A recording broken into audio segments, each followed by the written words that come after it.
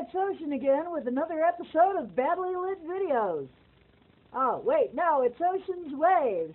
But my videos generally are sunlight lit, so seeing as how it's overcast here in Ohio, this is as good as it gets. In the daytime, I don't like overdoing my use of electricity. I try to be mindful of that. But here we go. You can see me, and that's the important part, right? Anyway, today I want to talk about acceptance because it's a big thing. We have been trained since we were little to kind of pick each other apart and ourselves apart and just find fault with every darn thing. And I admit that as much work as I've done, I still had some trepidation starting to make videos because I was kind of concerned that people would be picking my videos apart, me apart, as people often do. But, you know, I had to get over it because I realized that I have to practice what I preach. I have to do something, not just stand around in the background like, you know, there's nothing I can do, powerless. We all have to do that. We all have to realize everybody's got something. Whether you can see it on the surface or not, everybody's got something they're hiding. And some people don't even know that they're hiding it. And some people don't know themselves well enough to know what they're hiding either. It's kind of weird, isn't it? These new abilities we're getting, as we head for telepathy, telepathic and empathy together, it's going to get harder and harder to hide anything. So we're going to have to just get past it and start accepting ourselves and each other. That's the only way that we're going to get through this, okay? There's not going to be much else to do. If you can't do that, you're not going to be able to survive the next few years as I can see it. And it's not that there's no choice. You do have a choice to leave or maybe try to resist. But after a while, you're not going to be able to resist it. As the world gets smaller with better communication, we realize that what we think is normal in our area and social strata may be pretty darn weird to somebody in some other part of the world. And the reverse is also true. So we have to start to learn, in order to coexist, we have to learn to coexist, first of all, and we have to learn, and it is a learning process, we have to learn to quit picking each other and ourselves apart. Huge amounts of judgment happen here, and we're taught that we're doing somebody a favor by doing this, by pointing out all kinds of things that we feel are wrong or need corrected or need changed. Sometimes it's not even real.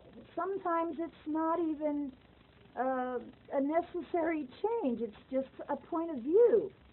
And isn't just about everything really a point of view?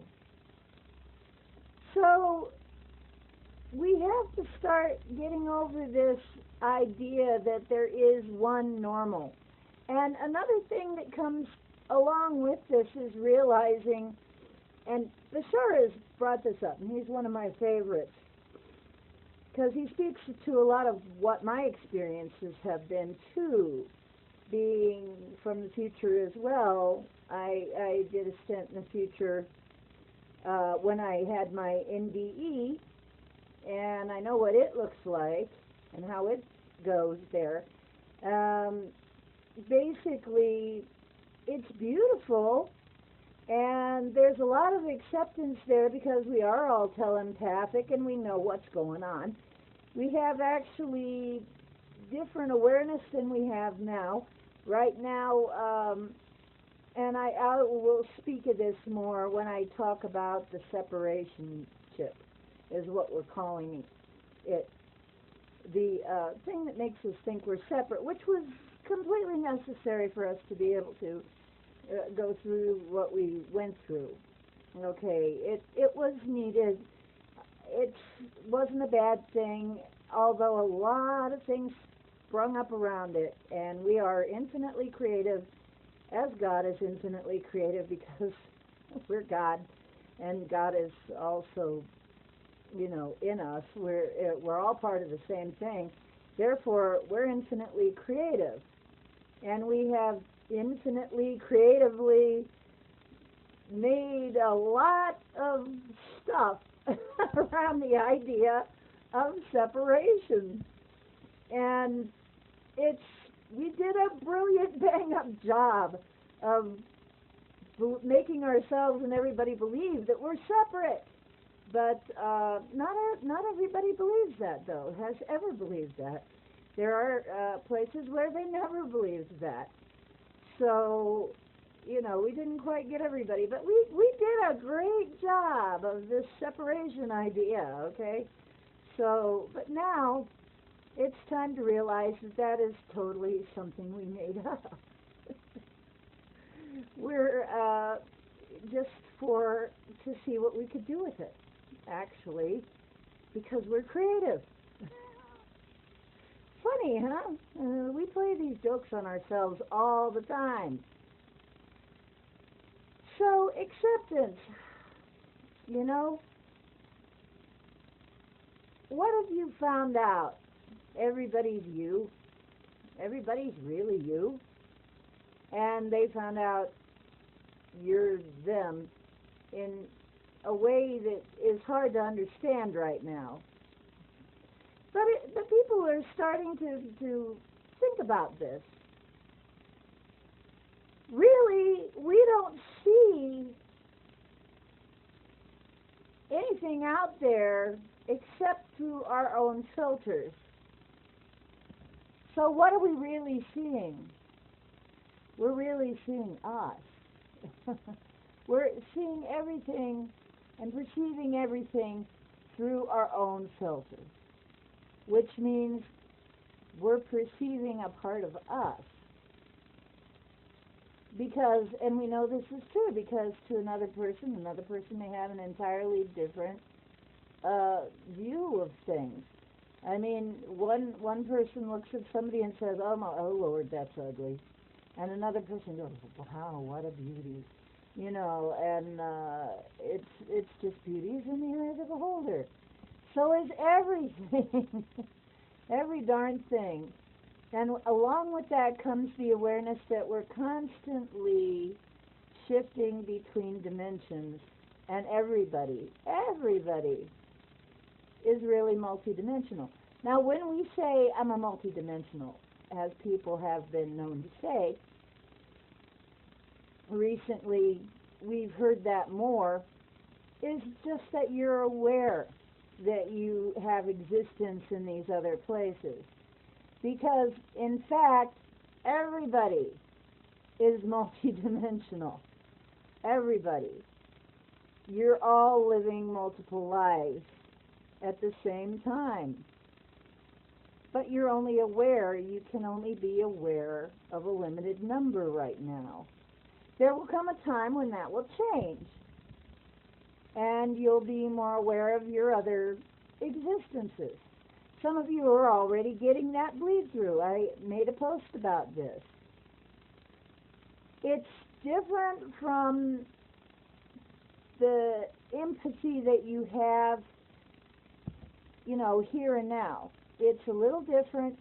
It's like, for some of you, even pieces of that other existence has begun to show up in this one. That's called a bleed through, for lack of a better term. We've labeled it a bleed through from one of your other existences. Science is gradually, slowly beginning to get their slight, they're trying to catch up with all that. For a long time, our science was outrunning our spirituality, but now that we're getting our spirituality kicking back in, our real knowledge and acknowledging who we really are, science is going to have to run to catch up with us, okay? They're going to try and explain all this, and they're really going to have to work at it, because it's going to come to a point where they're not going to be able to deny it. They're not going to be able to deny this anymore. They can have all of their theories that they want to, and discussions, but when it comes right down to it, once the majority of the people are having these experiences, what are they going to call it? Mass hallucinations or something? I don't know. Maybe they'll try. But in fact, what it is just your old abilities that you were really meant to have all along, that we had in the beginning, are just coming back. In the future, we have more than one type of awareness, though. We have an awareness of ourselves. We have an awareness of what's going on with the whole group, everybody.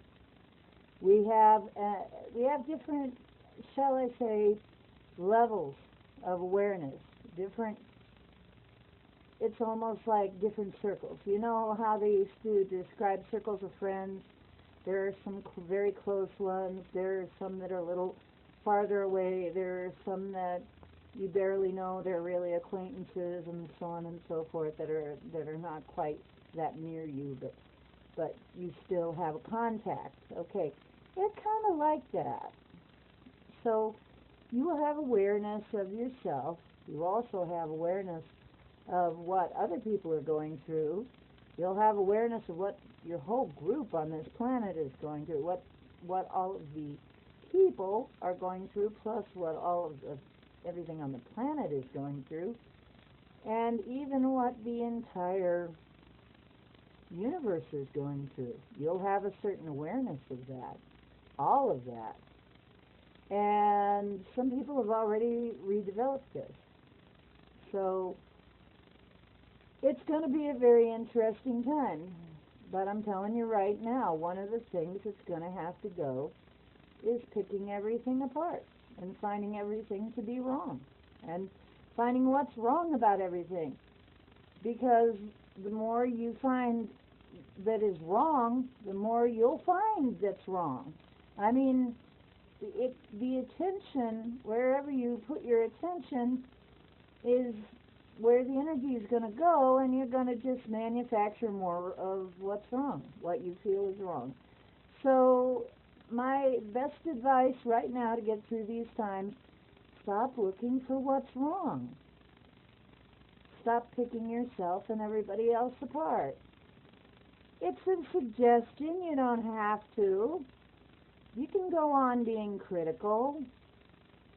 I don't think you're going to like the results very much down the line. I don't think anybody's going to. So I look at my videos and I go, well, I could change this, I could change that. But really, I'm coming to you with no makeup. This is my face. Okay?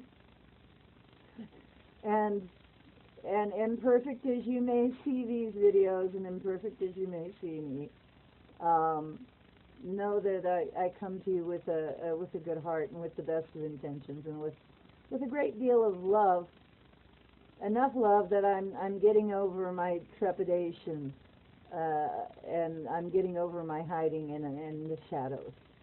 Okay, even though it's kind of dark in this room right now. My face is in the light, as you can see. And you see my pretty plasma dolphin there is with me.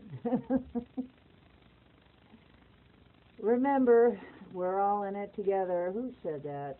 I think it was Red Green. Always said that at the end of the show. We're all in this together. Keep your duct tape handy, right? It's going to be an interesting time. Okay. Till next time.